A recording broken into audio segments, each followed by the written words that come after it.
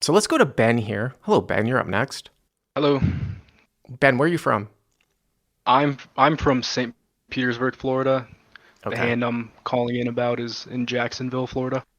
Okay. So it's a Jacksonville, Florida hand. And I have actually never played in Jacksonville. Okay. But this is kind of like a non hand call, right? Yep. Yeah, non-hand call. I Yep. think Okay. that I think my play is pretty standard. But it's at Best Bet in Jacksonville. Oh, yeah. Of course. Excuse me. Of course I've played Best Bet in Jacksonville. I was thinking of Tampa for some reason. I've been to Jacksonville many times. Live Yeah, they do stream. live streams. Yeah. You ever played on the live stream? No, I have not. No, I really typically play like 1-2 or on a rare occasion 1-3 live. I normally play at Derby Lane in here in St. Petersburg. I've heard of that place. Yeah. Ton of action. I'm a recreational player. I do play for profit, but don't have like a crazy bankroll, so I normally stick to these stakes. Okay. So what happened here in this hand? So this game that I'm in, there's a number of players that will just limp with literally anything. You see this a lot, I'm sure, at 1-2. I have red nines. Yeah, I'm in the cutoff. There's two limpers. I open up to 14. My standard open size is $10 in this game, even though it's 1-2, which is 5x, just because I don't want people overcalling with garbage. This is a 1-2 game, right? Yeah. Okay. Correct. I'm in the cutoff. I get a caller in the small blind and a caller in the big blind.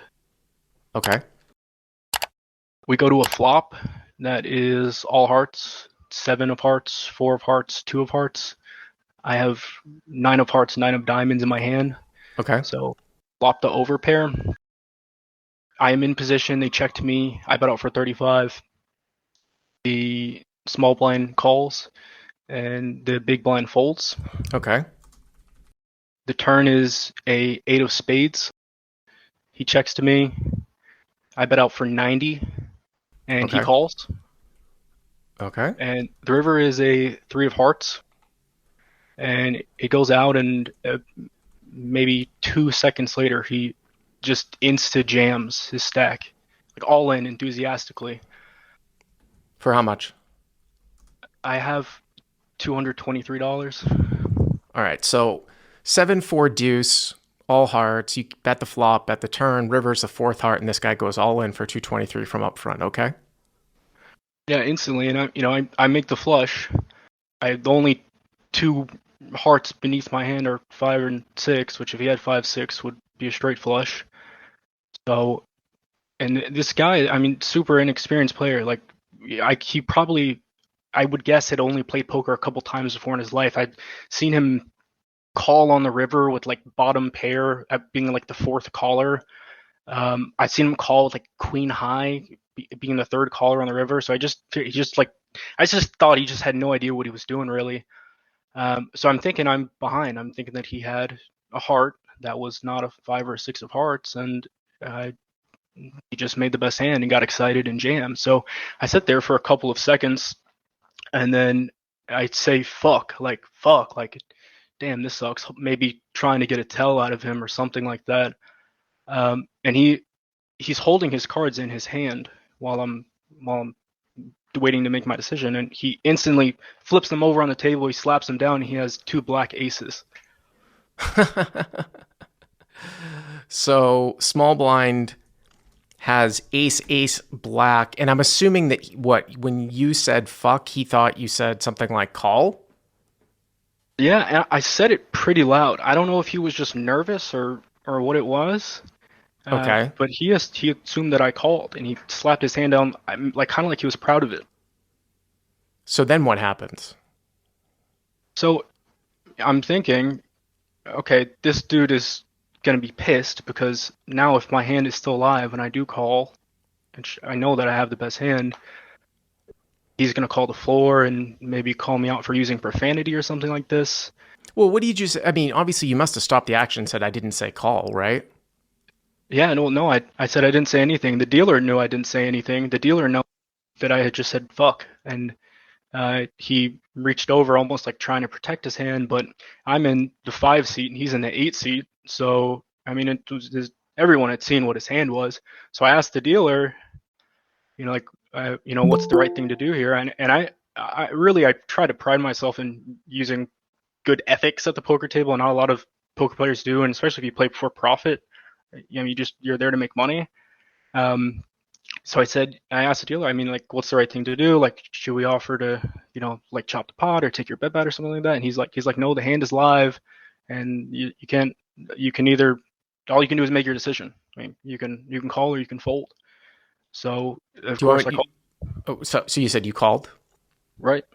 This is what I would do in this particular situation. Okay, you can take it for what it. By the letter of the law or by the letter of rules, you've done nothing wrong. You can obviously call and win the pot, right? What I would do here, and I know like different rules. I mean, there's different places that will basically, you know, sometimes like you can't chop the pot. Like that's against the rules if you chop the pot. Here's what I would do. I would tell the guy, listen, take your money back. I'm going to take the pot. Or if a place says they don't allow that, then I would call and then just give him his last bet back. That's what I would probably do in that particular spot. Yeah, I mean, and that makes sense. And I talked to the guy, and I was like, hey, like, it feels bad. And he's like, no, man, you won fair and square. I shouldn't have tabled my hand. Don't worry about it. And he just bought back in for $300, and we just kind of kept it pushing. So I didn't really make an issue about it, but it definitely felt off, and I felt a little bit guilty about taking the pot. Even so, I don't think that that's anything egregious. You have the absolute right to do that. I don't know, if you play for, if you play for profit, if you're one of the winning players. I'm just saying that a lot of times, I mean, here's the thing. Like I said, I put a big session in to 1-3-500 cap last night to get sort of, to get material for the flagship podcast. There's nobody playing for profit. I could just tell at 1-3. I mean, the rake just makes it nearly impossible anyways at the low stakes, but so obviously I'm usually playing much higher. And the people that you want in the game are recreational players that for the most part are bleeding off money, right? Now, if it was some sort of reg, especially if it was a reg I didn't like, sure, I would call and that would be the end of it. But if it was a guy who was probably good for the game, this is where the nuance comes in from live poker, and he kind of just made a mistake, I would give him his last bet back through either calling and then giving it back to him, or just telling him, listen, like, I have a heart, just take your last bet back and then just fold. Now, if they say, oh, the bet has to stand, then you call and you just give them the last bet back. They can't do anything about you giving the bet back, or if they're really anal about it, you can give it to them on the side off the table. That's what I would do in a typical play of a typical player that was playing in the stakes that I normally play in because of the situation. In this spot, because everybody's equal, it's all fine. You know what I'm saying? I wouldn't think too much about it, especially if the guy wasn't like overly upset. I don't know if this guy was a big donator or what to the game. Yeah, I mean, he seemed like he took it well, and I think that he recognized that he was a new player and just kind of wrote it off as a mistake, and we just kept it going along. Normally, if something happens and it's over, I just let it be over and we can move along with the game, and he didn't leave or anything, so. Yeah, no problem. But, these things will sometimes happen, and like I said, it's up to you personally what you want to do. I wouldn't feel it's nothing that's egregious. I would just say if you ever move up and you're playing with, kind of a big VIP, you might handle this situation a little bit differently. That's all. Noted.